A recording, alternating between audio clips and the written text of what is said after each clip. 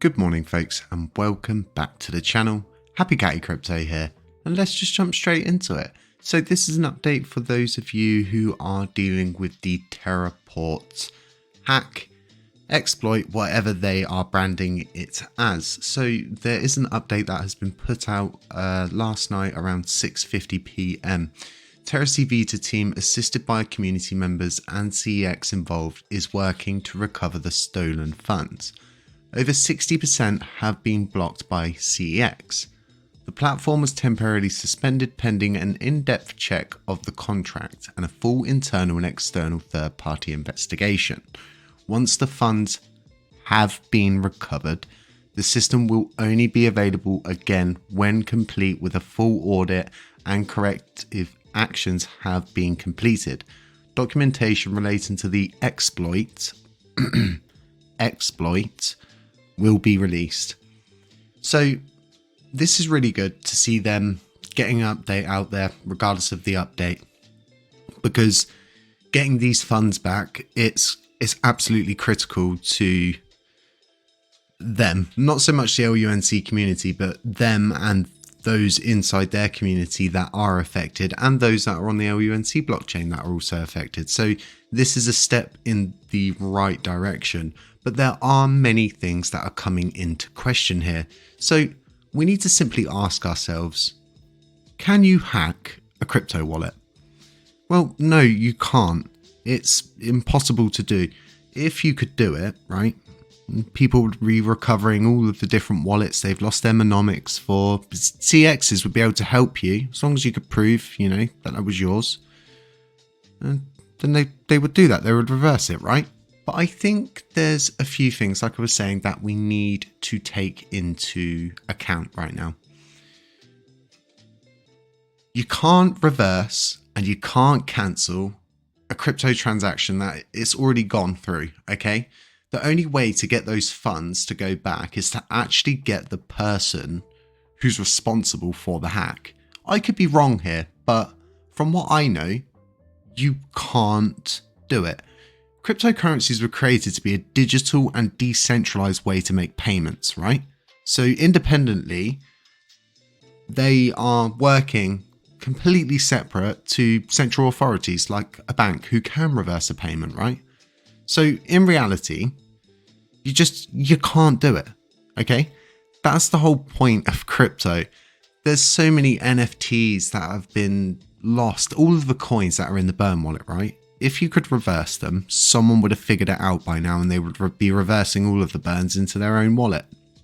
These kind of things are what we need to take into account. So I think right now, and this is just me thinking here, the best port of call is for them to be as honest as they can. This is not a hack. You can't hack into a wallet. This was an exploit built into the system. Someone paved this into the system. Well, who could have paved such a thing into a smart contract? Well, the person who wrote the smart contract. There was no audit done. Clearly the work's been, outsourced on Fiverr, somewhere like that. Really common for someone on Fiverr to put an exploit like this in a backdoor. The wallets were hard-coded into the contracts, everything. So the person who is responsible for this is the person who created it all, had a hand in it. So another thing to sit and ask is, why wasn't all of this set up on a multi-signature wallet? Why was this not set up on a basis where you need more than five people to sign or 3 people to sign? That way, no one can do anything mischievous. It's very interesting. So, like I was saying, it's probably not what you want to hear, but the funds that have gone, like I was saying, the best thing I think they can do is actually either contact the police or contact Interpol and have everybody who was involved with the project's creation brought in for questioning, because you're only going to get to those funds if you get to the person who stole those funds. And it is an inside man. It can only be a inside man. There is no... I've heard things about an exchange was used to bleed the funds out. They're just transactions, 18 of them to be precise, 300 million per transaction, I think, something like that. it's getting ridiculous how these kind of people treat the community. They treat you like you're silly. They expect you not to understand things to the greatest extent and understand that the likelihood of getting these coins back is slim to none, because CXs just can't do that. So what they'll be able to do is seize, and I'm using bunny fingers here, they'll be able to seize those assets. They will be able to blacklist those wallets, fork them off onto their own chain, and they will never be usable again. If they recover those funds, okay, the only way they've recovered those funds is because they found out who the person was inside their team and they've cornered them, done something, and that person has then decided to release the funds back. There was talks, and I've seen the messages of CZ Binance helping. CZ Binance is not helping. He simply said, I'm a poor middleman. You'd be better off going to these different exchanges yourself, considering that I don't have any control over those exchanges. So there are things that they can do, and I hope they've taken all the correct steps, because the biggest issue I've found with those transactions is, and if you go to the wallet and look at the transactions, before those 18 transactions start, the day before, around 6 p.m, so just coming into the evening, they made what looks like a test transaction to see if they could get money out. They're simple transactions. There's nothing complex to them. They've not cycled through loads of wallets. They've just simply gone from A to B to C to D. There's nothing complex about it. There's loads of people that are calling this out.